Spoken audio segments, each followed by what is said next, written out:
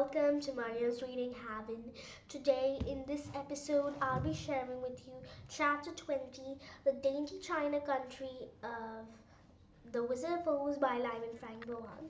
I I hope you have also seen the other episodes of the Lyman Frank Bohan series, and if you haven't, please see it immediately as it is very lovely. Now, while the woodman was making the ladder, the scarecrow puzzled over the white china wall was built. He could not understand why it was built and what was behind it. So, when the ladder finished, they got up on the ladder. The scarecrow climbed up the ladder first. And then he said, "Oh my!" Dorothy climbed up the ladder. Toto climbed up the ladder. The scarecrow, the Tin Woodman carried up the ladder, and the lion carried up the ladder. And all of them except Toto said, "Oh my!"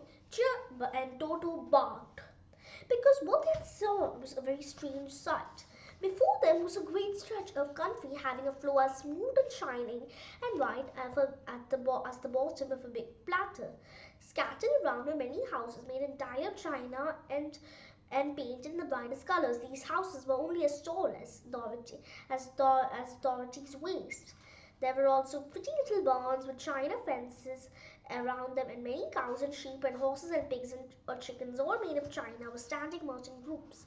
There were milkmaids and shepherdesses with bright-colored bodices and golden spouts all over their gowns, and princesses with the most gorgeous frocks of silver and gold and purple, and shepherds dressed with pink and yellow and blue stripes down them, and gold buckles on their shoes, and princes with jeweled crowns upon their heads. And strange of all, these people were all made of china, even to their clothes, and were so small that the tallest of them were no higher than Dorothy's knee. So they all were crossing the area when suddenly, when su- when they when as they when they suddenly reached a cow and a shepherd and cow and a milkmaid. The cow gave a kick, and his leg broke. Leg broke, and the poor milkmaid had a spot on her elbow. She was very angry with them and had to take the cow to be mended. Then Dorothy suddenly saw a very beautiful princess who stopped short as a beautiful princess. The princess told her, "Please don't chase me, otherwise I'll fall down and break myself. And when I break myself, I will not be pretty at all. I'll not be pretty at all," he said. "But you will be mended, right?" "Yes, but one is not so pretty as it was after being mended," said the said the said the princess. Said the princess. "Why, we have one of our clowns called Mr. Joker, and he has been mended many times because he strikes the sand up his head, and he's not a pretty sight at all." He said the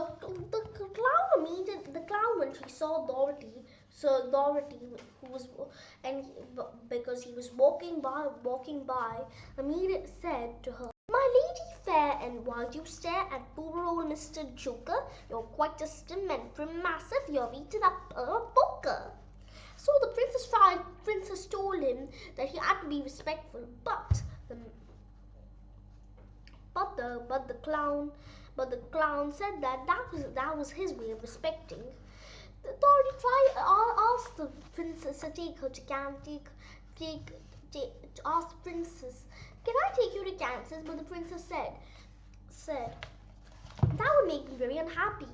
"You see, here in our own country, we live contentedly and can talk and move as we please. But whenever any of us are taken away, our joints at once stiffen, and we can only stand straight and look pretty. Of course, that is all expected of us when we are on mantel shelves and cabinets and drawing room tables. But our lives are much pleasanter here in our own country."